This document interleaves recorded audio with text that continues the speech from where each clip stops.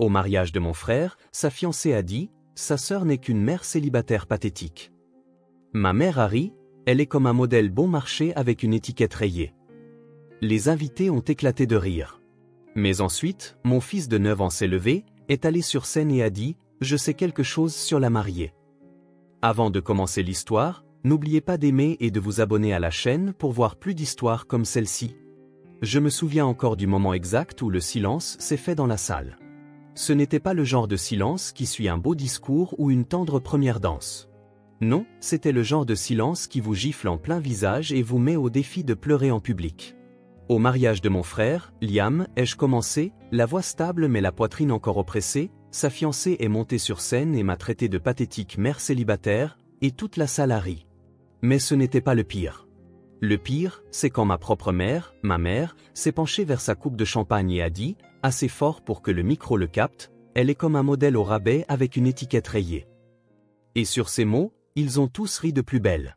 Chaque invité, chaque fourchette suspendue en l'air, chaque gloussement qui a commencé doucement pour devenir un caquettement qui s'enroulait autour de ma gorge comme une écharpe de honte. Je suis restée assise là, figée. Je sentais le sang me monter aux joues, mes oreilles bourdonnaient.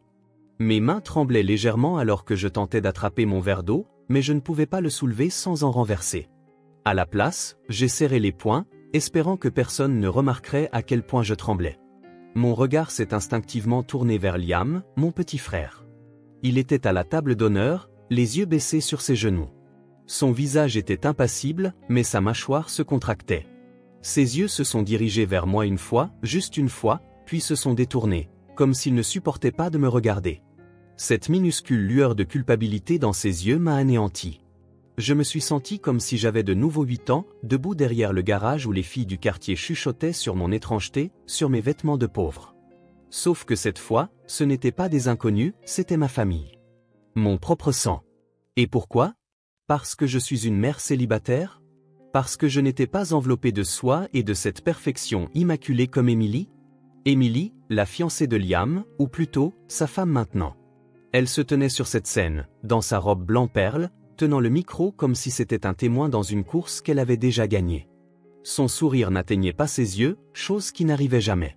J'avais passé l'année écoulée à la regarder jouer la comédie à chaque événement familial, offrant des compliments qui ressemblaient plus à des insultes, me qualifiant de « courageuse » d'élever un enfant seul, comme si j'étais un chiot abandonné qui avait juste besoin d'être félicité pour rester en vie. Et puis il y avait ma mère, Janice.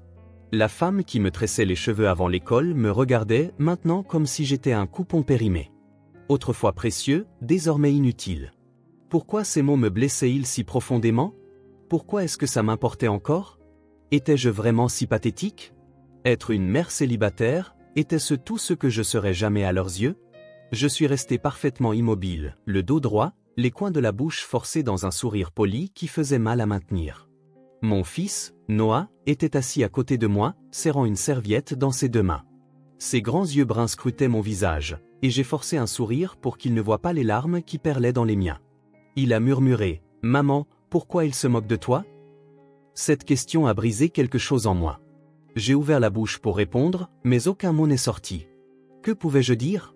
Que parfois, les gens qui sont censés vous aimer le plus sont les premiers à vous sacrifier? Je voulais partir.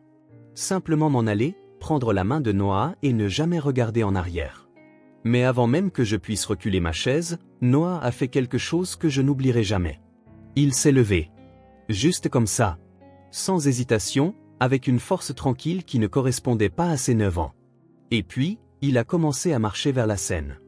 J'aurais dû savoir que ce mariage ne serait pas facile pour moi. Même avant l'insulte d'Émilie, avant la petite blague cruelle de ma mère, avant les rires, j'avais déjà passé toute la journée à prétendre que j'avais ma place ici. À prétendre que j'étais quelqu'un dont il pourrait être fier. Tout a commencé ce matin-là, devant mon miroir, en essayant de fermer la fermeture éclair d'une robe que j'avais achetée en solde.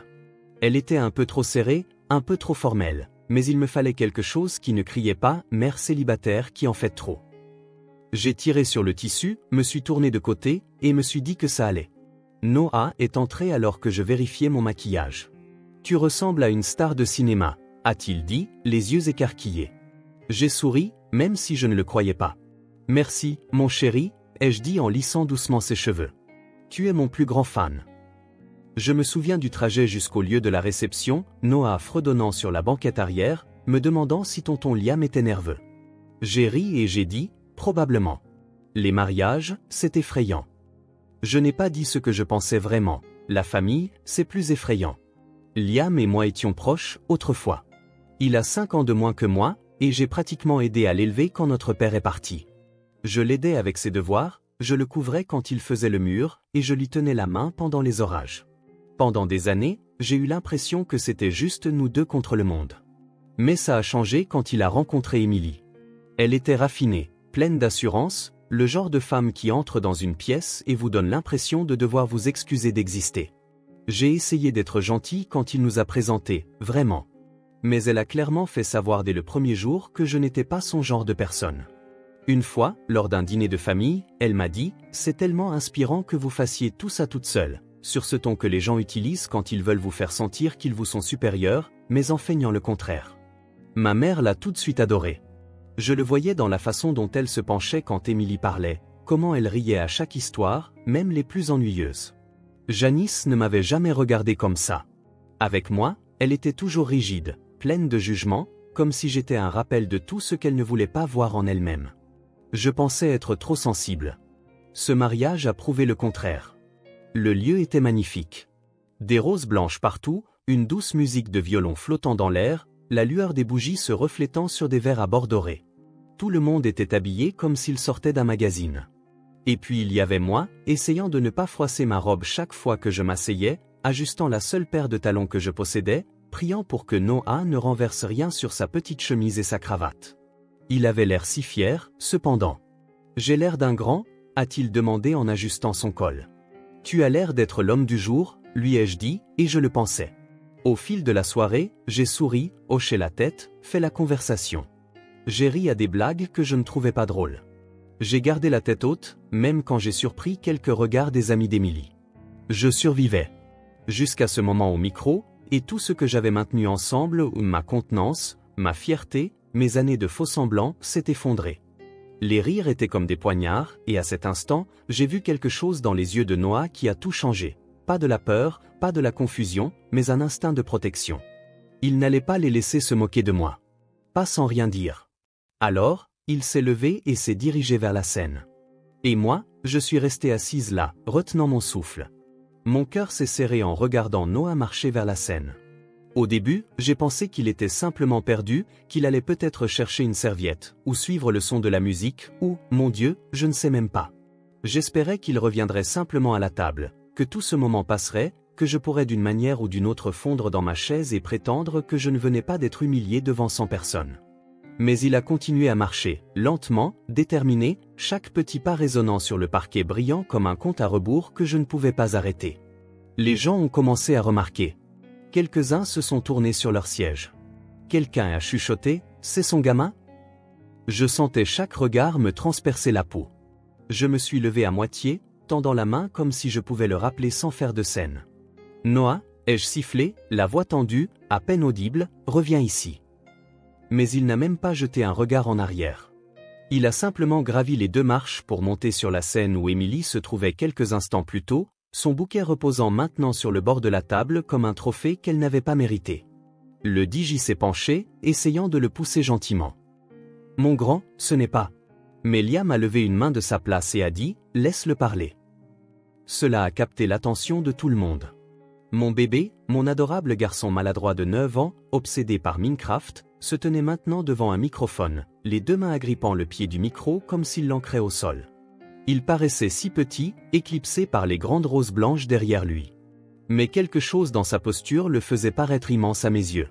La salle est devenue silencieuse. Même Janice a posé sa flûte de champagne.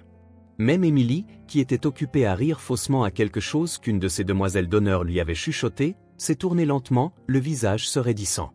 Et puis il a parlé. « Je sais quelque chose sur la mariée » a-t-il dit. Juste comme ça. Sans trembler, sans bégayer. Mon cœur battait si fort que j'entendais à peine le silence dans la pièce. Mes mains étaient moites, ma bouche sèche, mon pouls martelait ma gorge comme s'il essayait de s'en échapper. « S'il te plaît, ne dis rien de gênant » ai-je supplié intérieurement. « S'il te plaît, ne dis rien qu'il regrettera. S'il te plaît, ne rends pas les choses pires. » mais quelque chose dans sa voix calme, claire, honnête, a figé toute la salle. Le sourire d'Émilie a tressailli.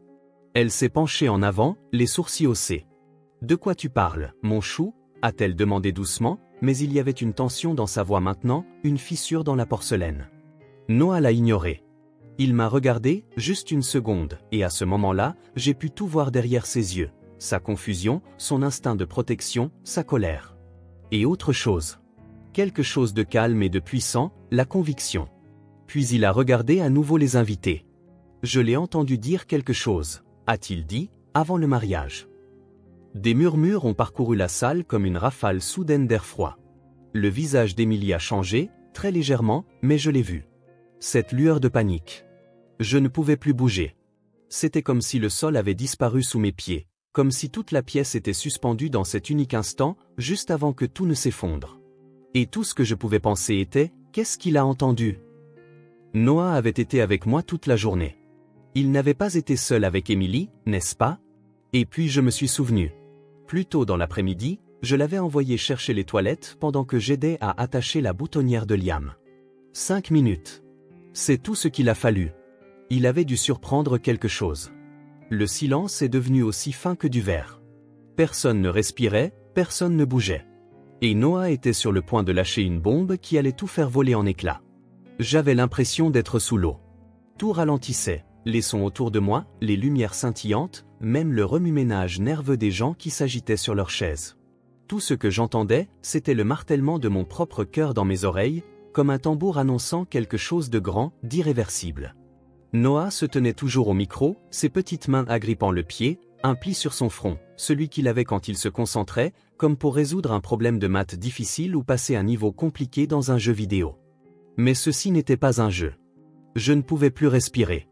Une partie de moi voulait se précipiter sur scène, le tirer en arrière, lui murmurer à l'oreille que ce n'était pas son travail de réparer ça, que j'étais l'adulte et que je pouvais gérer. Que j'avais survécu à pire. De justesse, peut-être, mais j'avais survécu. Mais l'autre partie de moi, celle qui souffrait encore des rires, qui brûlait encore de la piqûre de la trahison, savait que je ne pouvais pas l'arrêter. Parce que Noah avait pris une décision, et je pouvais le voir sur son visage. Il prenait ma défense, sa défense, notre défense. Il s'est éclairci la gorge, et dans la pièce la plus silencieuse où je me sois jamais trouvé, même ce petit son a résonné.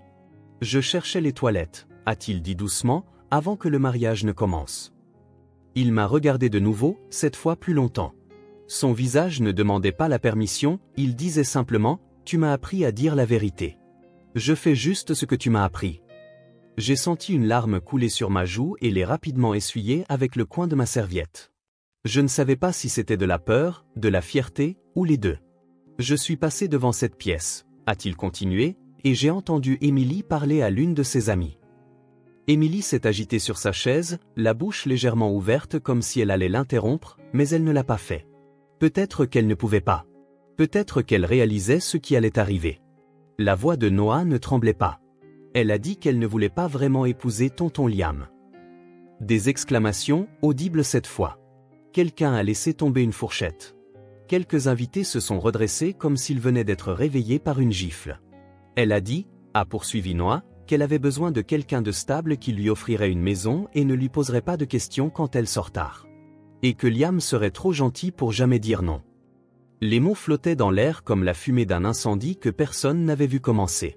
Émilie était figée, les yeux rivés sur Noah, la bouche bougeant à peine. « Ce n'est pas vrai », a-t-elle marmonné, mais personne ne semblait l'entendre ou s'en soucier. Noah a fait une pause, et mon estomac s'est retourné. Je sentais que ça arrivait. Je ne savais pas ce que c'était, mais je le sentais. Et elle a dit, a-t-il repris, qu'une fois mariée, elle s'assurerait que les gens comme ma mère ne viendraient plus jamais. C'était ça. Un silence complet s'est abattu sur la salle. Pas un silence stupéfait, ni curieux. Un silence lourd, comme celui du deuil, de la honte ou de la vérité. Noah a regardé droit vers Émilie, puis vers Liam, et enfin vers les invités. Elle a dit que ma mère était embarrassante, a-t-il ajouté. Mais elle ne l'est pas. Elle est gentille. Elle est courageuse. Elle travaille si dur, et elle ne dit jamais de mal de personne. Sa voix s'est légèrement brisée à la fin, et j'ai senti ma poitrine se contracter d'émotion. Je me fichais de ce qui allait se passer ensuite. Je me fichais de qui le croirait ou de qui essaierait de couvrir l'affaire. Parce qu'à ce moment précis, sur cette scène de mariage, mon fils a fait quelque chose que la plupart des adultes n'oseraient pas faire. Il a dit la vérité. Et sans s'en rendre compte, il a complètement renversé le cours de la soirée. La salle n'est pas seulement tombée dans le silence, elle s'est figée. Personne ne bougeait, personne ne respirait. C'était comme si le temps lui-même retenait son souffle après que les mots de Noah eurent été lâchés comme une grenade au milieu de cette salle de mariage parfaite et polie. Le sourire d'Émilie avait depuis longtemps disparu. Son visage était pâle maintenant, les lèvres entr'ouvertes d'incrédulité. Elle a regardé autour d'elle, cherchant peut-être quelqu'un pour la défendre, peut-être un trou pour s'y cacher. Elle n'a trouvé ni l'un ni l'autre. Liam s'est levé lentement. Pas rapidement, pas de façon dramatique. Juste comme un homme essayant de se stabiliser dans une tempête qu'il n'avait pas vue venir. « Noah, a-t-il dit, la voix tendue, tu peux venir ici, mon grand ?» Noah a hoché la tête, calme comme jamais, et s'est approché de lui. Liam s'est penché, lui a dit quelque chose que je n'ai pas pu entendre, puis l'a serré dans ses bras. Un long et fort câlin. Et c'est là que j'ai compris. Liam n'était pas en colère. Il était anéanti. Il s'est redressé, les yeux scrutant la foule comme s'il ne savait plus où il était. Puis, finalement, il s'est tourné vers Émilie. « Tu as dit ça ?» a-t-il demandé, d'une voix qui s'est fait les nettes. Émilie a cligné des yeux rapidement, a essayé de se reprendre, de sourire, mais ça ressemblait plus à une grimace. « Liam, voyons. C'est un enfant. Tu vas croire la parole d'un enfant plutôt que celle de ta fiancée ?» Il n'a pas répondu. Elle a continué, « C'est ridicule. Je plaisantais avec mes amis. Tu sais comment les filles parlent avant un mariage, on se défoule, on dit des bêtises. » Il a probablement mal compris, il a 9 ans. Sa voix montait à chaque phrase, mais les invités ne gobaient pas ça. Je pouvais sentir le changement dans l'air. Les gens qui avaient ri avec elle une demi-heure plus tôt chuchotaient maintenant derrière leurs mains, échangeant des regards, secouant la tête. Et puis, du fond de la salle, une voix a dit quelque chose que je n'oublierai jamais. Je l'ai entendu aussi. Les têtes se sont tournées. C'était Rachel, une vieille amie de Liam, quelqu'un qui s'était éloigné quand Émilie était entrée dans sa vie. Rachel s'est levée, les poings serrés. Je suis allé dans la suite de la mariée pour apporter ses chaussures à Émilie. Elle ne m'a pas vu, mais elle a dit exactement ce que Noah vient de dire. Mot pour mot. L'atmosphère s'est fissurée. Le visage d'Émilie s'est tordu, pris entre la rage et la panique. « Oh mon Dieu, vous êtes tous sérieusement en train de me faire ça, le soir de mon mariage ?» Mais elle était la seule à parler maintenant. Liam avait l'air dévasté, comme si on lui avait arraché le sol sous les pieds et qu'il était encore en train de tomber, cherchant toujours un appui. « Je te l'ai demandé tellement de fois, » a-t-il murmuré à Émilie. « Je t'ai demandé si tu m'aimais, si tu étais sûre. Et tu n'arrêtais pas de dire oui. » L'expression d'Émilie s'est adoucie. Elle a essayé de prendre sa main, mais il a reculé. « Liam » a-t-elle commencé, mais il a secoué la tête. « Je ne sais plus ce qui est vrai » a-t-il dit. « Mais je sais que mon neveu n'a pas inventé ça. Et je sais que ma sœur n'a jamais mérité la façon dont nous l'avons traitée. » Ces mots m'ont transpercé comme un éclair. Vif, inattendu et aveuglant. Pour la première fois de la soirée, quelqu'un me voyait vraiment. Émilie n'a pas crié, n'a pas pleuré. Elle est restée là un instant, puis s'est retournée et a quitté la salle, le claquement de ses talons sur le carrelage de plus en plus rapide, jusqu'à ce que le son disparaisse complètement. Silence à nouveau. Puis quelqu'un a applaudi. Juste une personne. Puis une autre. Et puis toute la salle applaudissait. Pas fort, pas de façon déchaînée, mais de manière constante, sincère. Pas pour Émilie, pas pour Liam, mais pour Noah. Pour avoir dit la vérité quand personne d'autre ne le ferait. Et moi, je suis restée assise là, la main sur la bouche, pleurant dans ma serviette. Parce que d'une manière ou d'une autre, dans le moment le plus public et le plus humiliant de ma vie, mon fils m'a rendu ma voix. Je ne me souviens pas de grand-chose de ce qui s'est passé après. Les applaudissements se sont estompés dans un brouillard. Les gens ont commencé à se lever, murmurant, se dirigeant vers le bar ou leur table, comme s'ils ne savaient pas trop quoi faire. La soirée de contes de fées s'était brisée en 1000 morceaux, et à sa place, quelque chose de brut et de douloureusement réel flottait dans l'air. Liam est finalement venu vers moi. Je me suis levé, essayant de me ressaisir, essuyant des larmes qui refusaient de s'arrêter, et je me suis préparé à ce qui allait suivre. Mais il n'a rien dit au début. Il m'a juste prise dans ses bras. Un vrai câlin, serré, long. Le genre de câlin que l'on donne à quelqu'un après l'avoir enfin vu clairement. Je suis désolé, a-t-il murmuré dans mon épaule. Mon Dieu, Sarah, je suis tellement désolé. C'est à ce moment-là que je me suis laissé aller, juste une seconde, mes bras autour de lui, les années de distance et de blessures pesant entre nous comme une vitre qui venait enfin de se fissurer. Je ne savais pas si tout irait bien à partir de ce moment, mais je savais ceci, il me voyait enfin. Et c'était plus que tout ce que j'aurais jamais cru obtenir. Plus tard dans la nuit, Noah et moi étions assis dans la voiture, sur le parking presque vide, le lieu de la réception brillant faiblement derrière nous. Je l'ai regardé dans le rétroviseur, son petit visage doux de sommeil, sa veste de costume enlevée, son nœud papillon desserré, ses boucles humides de la tension de la soirée. « Ça va, mon chéri ?» ai-je demandé doucement. Il a hoché la tête lentement. « Oui. Et toi ?»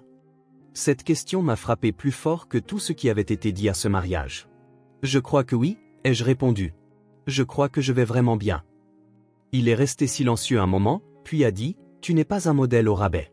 Tu es la meilleure maman du monde. » Les larmes sont revenues, mais cette fois, elles ne piquaient pas. Elles étaient chaudes, apaisantes, comme la pluie après une longue chaleur suffocante. Ce soir-là, je l'ai bordé comme je le fais toujours, mais je l'ai serré un peu plus longtemps que d'habitude. J'ai embrassé son front, lissé ses cheveux et murmuré « Je suis si fier de toi, Noah. Tu as été si courageux. » Il a souri, à moitié endormi. « C'est toi qui me l'as appris. » Et juste comme ça, tout a changé. J'avais l'habitude de penser qu'être une mère célibataire faisait de moi une personne de moindre valeur. Comme si ma vie portait un cachet, retourné, endommagé, pas tout à fait à la hauteur. Mais mon fils ne me voyait pas de cette façon. Et quand il s'est levé devant une salle remplie d'adultes pour me défendre, il m'a rappelé quelque chose que j'avais oublié. Je ne suis pas faible. Je ne suis pas brisée. Je suis juste humaine, et j'ai survécu à plus que la plupart des gens. Liam a fini par reporter la lune de miel, disant qu'il avait besoin de temps pour réfléchir. Nous avons parlé quelques jours plus tard, vraiment parlé, et j'ai senti quelque chose se reconstruire entre nous. Lentement, doucement. Pas parfaitement, mais honnêtement. Janice ne s'est jamais excusée.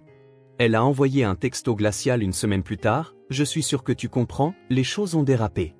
J'espère que tu vas bien. » Je n'ai pas répondu. Et pour la première fois de ma vie, je n'avais pas besoin de son approbation. Parce que j'avais Noah. Et je m'avais, moi. Les gens disent toujours que les mariages rassemblent les familles. Celui-ci a fait tomber les masques. Et j'en suis reconnaissante. Je n'ai rien perdu cette nuit-là. J'ai gagné en clarté. J'ai gagné la vérité. Et j'ai gagné le genre de fierté qu'aucune robe de créateur ou image parfaite ne pourrait jamais offrir. Il s'est avéré que ce n'était pas moi qui avais l'étiquette abîmée. J'étais celle qui avait gardé son intégrité intacte, pendant que d'autres bradaient la leur. Et la personne qui me l'a rappelé était un petit garçon de 9 ans avec une cravate à clip, me tenant la main. Alors oui, voilà l'histoire de comment mon fils, mon courageux et magnifique fils de 9 ans, s'est levé à un mariage et a tout changé avec seulement quelques mots et un cœur immense. Si cette histoire vous a touché, vous a fait ressentir quelque chose, ou vous a rappelé votre propre force, s'il vous plaît, likez la vidéo. Ça aide vraiment plus de gens à la trouver. Et si vous croyez qu'il faut défendre ce qui est juste, même quand votre voix tremble, partagez cette histoire avec quelqu'un qui a besoin de l'entendre. Et si vous voulez plus d'histoires vraies, brutes et honnêtes comme celle-ci, n'oubliez pas de vous abonner à la chaîne et d'activer la petite cloche pour ne jamais manquer une nouvelle vidéo. Merci d'avoir regardé, merci pour votre écoute. On se retrouve dans la prochaine.